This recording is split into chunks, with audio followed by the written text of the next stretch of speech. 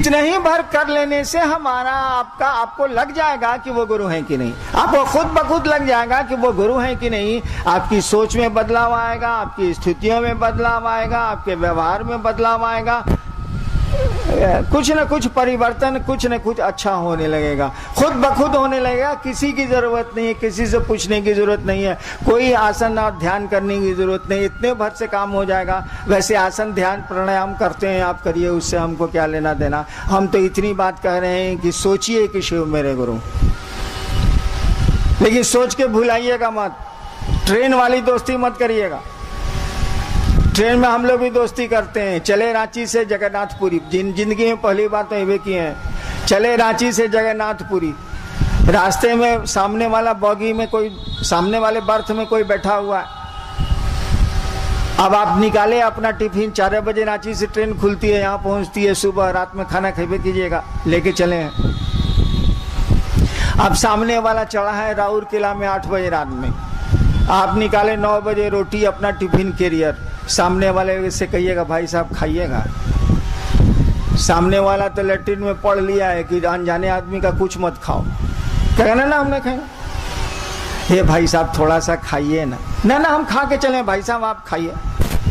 अच्छा एगो मिठाई खा लीजिए, नहीं हम खा के चले हैं आप खाइए। इतना अपने भाई को बोलते हैं, इतना अपने सहोदर भाई को बोले हैं कभी? हम तो, हमरा एगो भाई है आईजी है, उस साले को तो हम कभी नहीं कहा खाना है तो खाओ, साला नहीं तो उठ के जाओ, उसको नहीं बोले हैं। लेकिन ट्रेन में सामने वाले कहते हैं भाई जी अच्छा रोटी नहीं खाइएगा, एगो मिठाई खा लीजिए। सोचिए, आज सुबह जब यात्रा पूरी उतर गए ना, तो गया चूल्हे भाड़ में, हम गए चर्चा में, जा साले कोई मतलब रहा? कोई मतलब नहीं रहा। सबके साथ यही होता है। यात्रा खत्म हुई, सह यात्री कहीं और गया, हम आप कहीं और गए, संबंध खत्म हो गया, रात भर का था।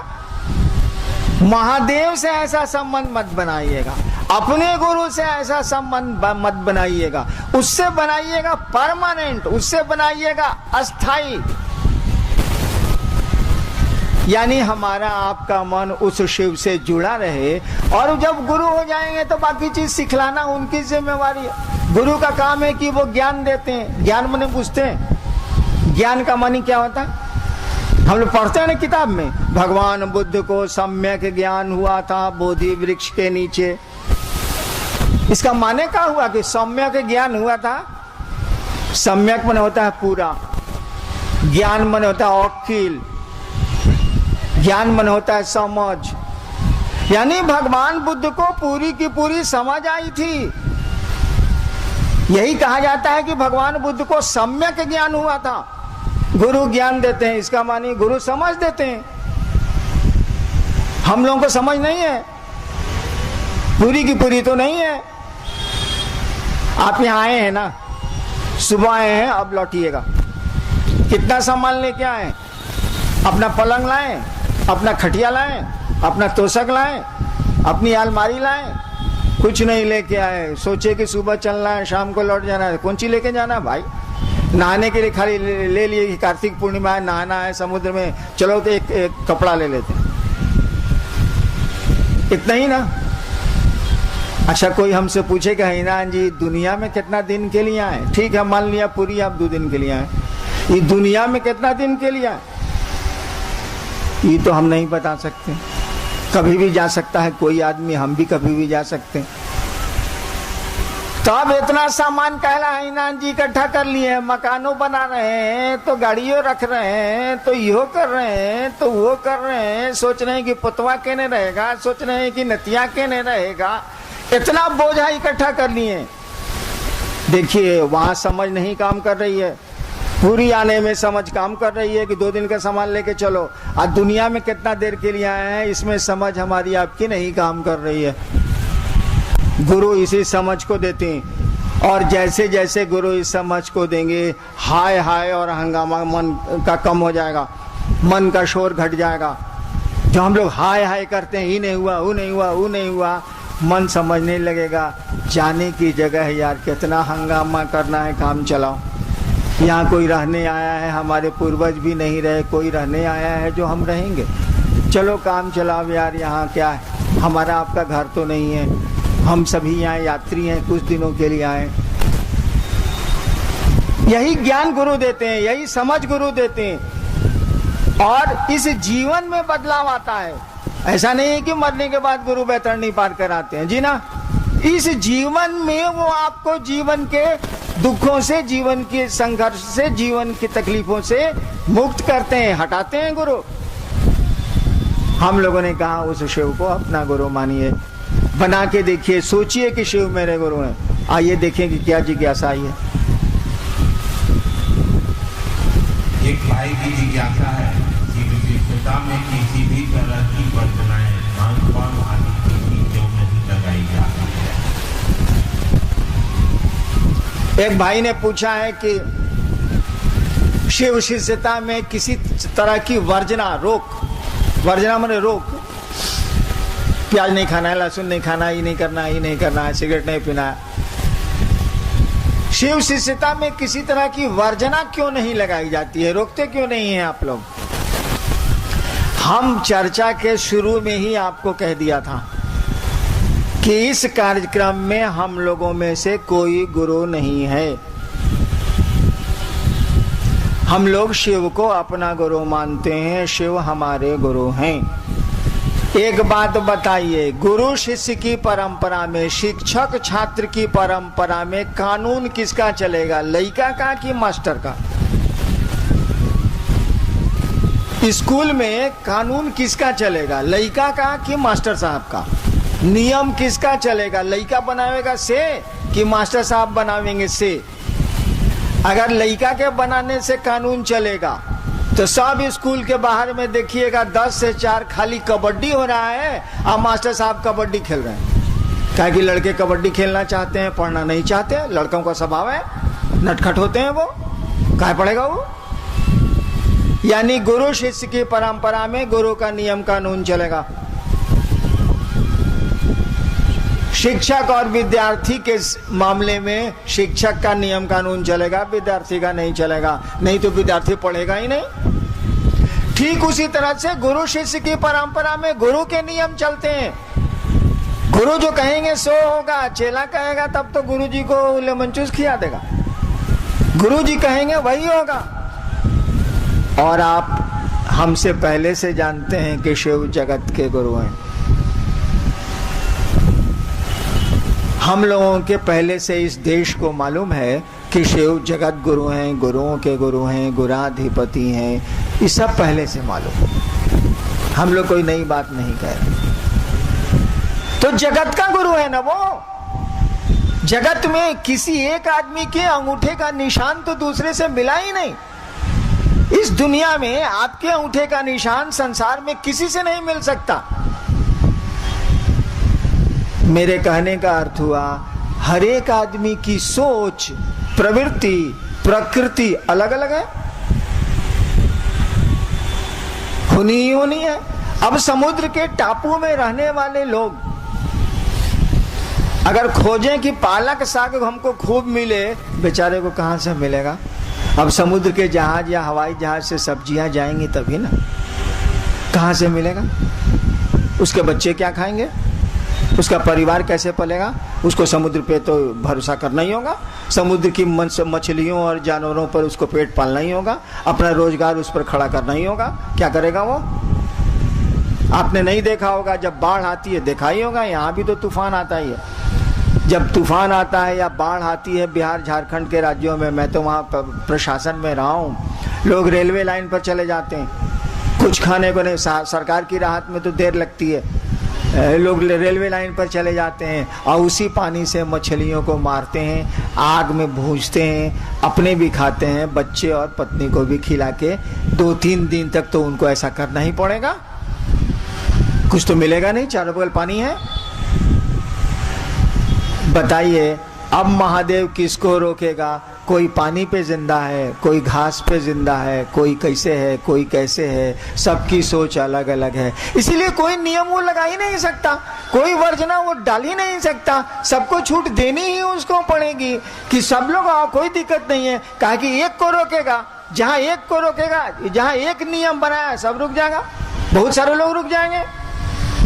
बना ही नहीं सकता कोई भी संसार का जगत गुरु, कोई रूल बना ही नहीं सकता। वास्तव में तो शिव ही जगत के गुरु हैं, ईश्वर हैं, ईश्वर का नाम है शिव। इसीलिए कोई वर्जना शिव शिष्यता में लागू नहीं की गई है। लागू गुरु न करेगा, चेला कैसे लागू करे? चेला को तो अधिकार नहीं है। और वो जगत का गुरु है, जगत में तो एक अंगूठे का निशान दूसरे का मिला ही नहीं। कि आप जो सोचते हैं आपका बेटा वह नहीं सोचता, आपकी माँ वह नहीं सोचती, आपके पिता वह नहीं सोचते। सबकी सोच अलग अलग है, सबका चाव, सबकी अभिरुचि, सबकी इच्छाएं अलग अलग होती हैं, सब अलग अलग है। शिव किसको रोकेगा? वो तो सबका है, वो सबका हो या नहीं हो उसके तो सभी हैं। चलिए, शिव शरीर में नहीं है, गुरु मानने के बाद ज्ञान कैसे मिलेगा? एक भाई की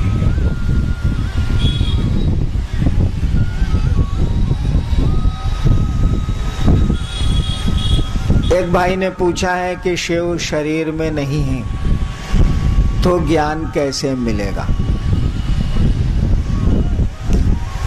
थोड़ा सोच के सवाल करना चाहिए था आपको। धरती पर बहुत सारे गुरु नहीं है, शरीरधारी बहुत सारे गुरु नहीं है। भगवान बुद्ध नहीं है, भगवान रजनीश नहीं है, बहुत सारे गुरु हैं जो अब शरीर में नहीं है। कितना नाम गिनाए। और आज भी वो गुरु हैं और लोग उनके शिष्य बन रहे हैं और शिष्य हैं। गुरु को शरीर से कुछ लेना देना नहीं। बहुत सारे गुरु धरती से चले गए, हाल हाल तक गए हैं लोग, और उनकी शिष्य परंपरा, गुरु शिष्य परंपरा आज भी चल रही है और वो आज भी गुरु हो रहे हैं। इसी से सोच लेना चाहिए कि शिव का शरीर में होना तो कोई अर्थ ही नहीं रखता। दूसरा, शिव बिना शरीर के हमको आपको धन धान्य संतान सुख पद प्रतिष्ठा देती। हमने कहा तभी ये लंबा सिलसिला कई हजार वर्षों से चल रहा। देते तो ज्ञान नहीं दे सकते भाई साहब। मैंने वो पैसा दे सकता, बेटा दे सकता, बीमारी से दूर कर सकता है, उसके महामृत्युंजय मंत्र के जप से रोग हटाए जा सकते हैं, जैसा चलता है हटाए जा सकते हैं। तो बिना शरीर के वो सब दे सकता, लेकिन अकिलवा बिना शरीर के नहीं दे सकता। नहीं तो पैसवा कैसे देता है? मनी ऑर्डर करता है कैलाश से। कहा भाई जी वो दे सकता है। जिस तरह से वो धन देता है आपको ज्ञान भी दे सकता है। आप लेना नहीं चाहते, धन और ज्ञान में यही अंतर है। धन का बंटवारा हो सकता है लेकिन ज्ञान का बंटवारा नहीं हो सकता। जब तक कि कोई ज्ञान लेने की इच्छा नहीं रखे, ज्ञान लेना नहीं चाहे। इसीलिए गुरु का कहा जाता है कि गुरु का शरीर में होना आवश्यक नहीं, जरूरी नहीं। और कितने गुरु गए धरती से, आज भी गुरु हैं वो। कितने गुरु चले गए, शरीर में नहीं है तब भी हैं गुरु। अब नाम हमसे कहला लिवाइएगा, लेकिन आप जरा सा सोचिएगा तो आपको लगेगा कि ये लोग तो शरीर में नहीं हैं और उनकी शिष्य परंपरा चल। एक भाई भी जिज्ञासा है कि कहा जाता है कि मोक्ष मूलम गुरु कृपा। शिव को गुरु मानने के बाद दया मांगने के लिए कहा जाता है। कृपा और दया में क्या है? कुछ नहीं, शब्द का अंतर है। कृपा और दया में थोड़ा सा अंतर है बस।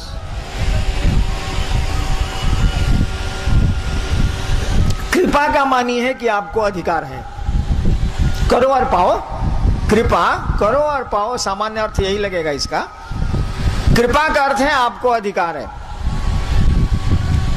दया का अर्थ है कि आपको अधिकार नहीं, तब भी चाहिए। आप सरकारी नौकरी करते हैं, आप छुट्टी के लिए कृपा मांगते हैं, 2 दिनों की छुट्टी की कृपा की जाए। क्यों? कि आपको अधिकार है, आप नौकरी करते हैं, इसलिए आप सरकार ने आपको अधिकार दिए हैं, आप छुट्टियां ले सकते हैं, आपको अधिकार है। दया का मानी होता है हमको मेरा सब अधिकार खत्म हो गया।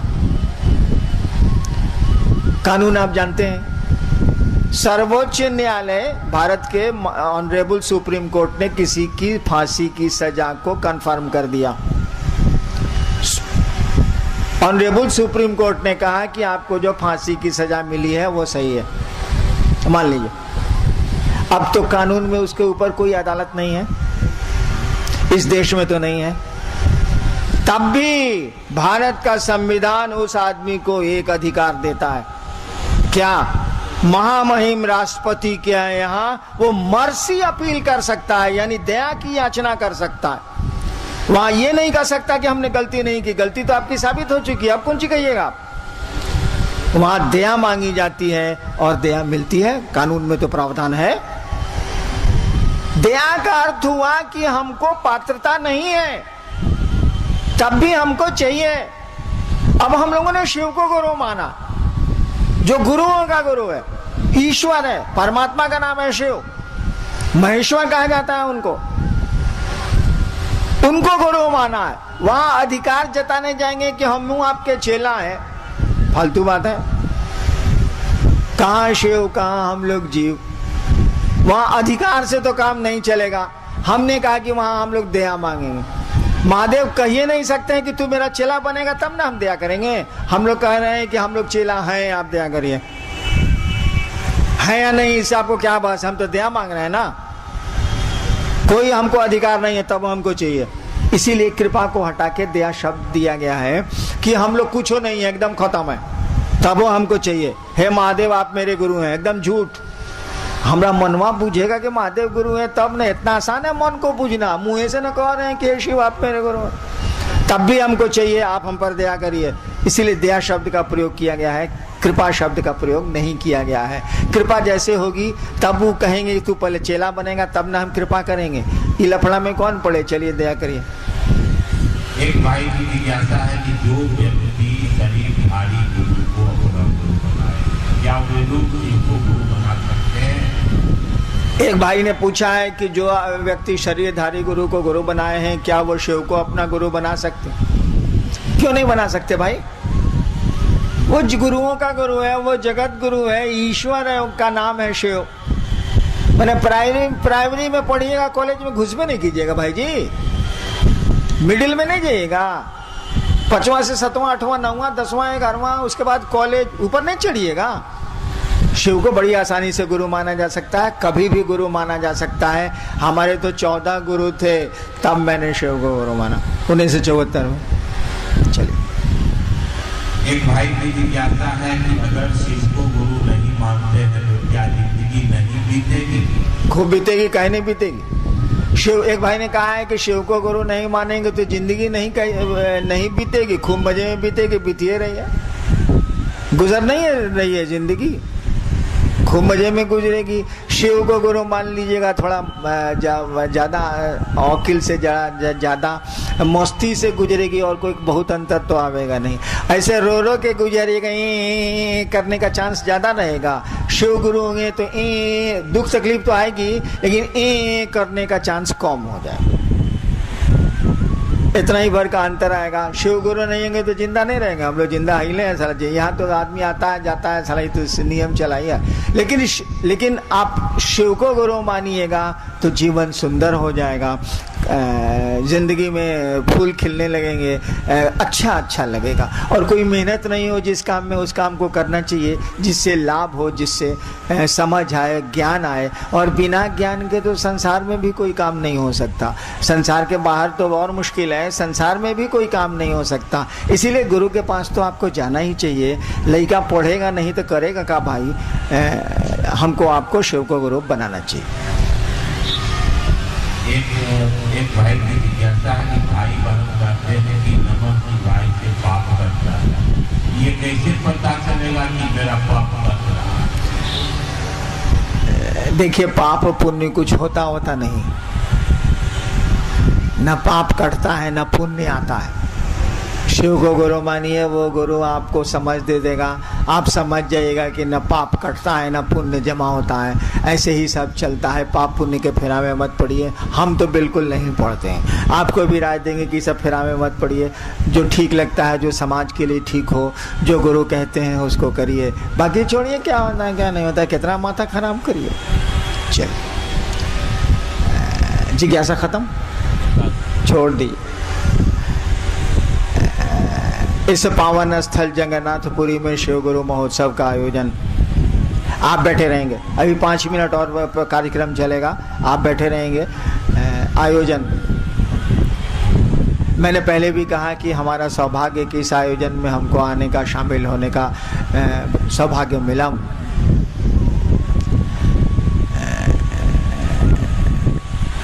मैं महादेव का चेला, शिव मेरे गुरु हैं, मैं शिव का शिष्य आपको क्या दे सकता हूँ।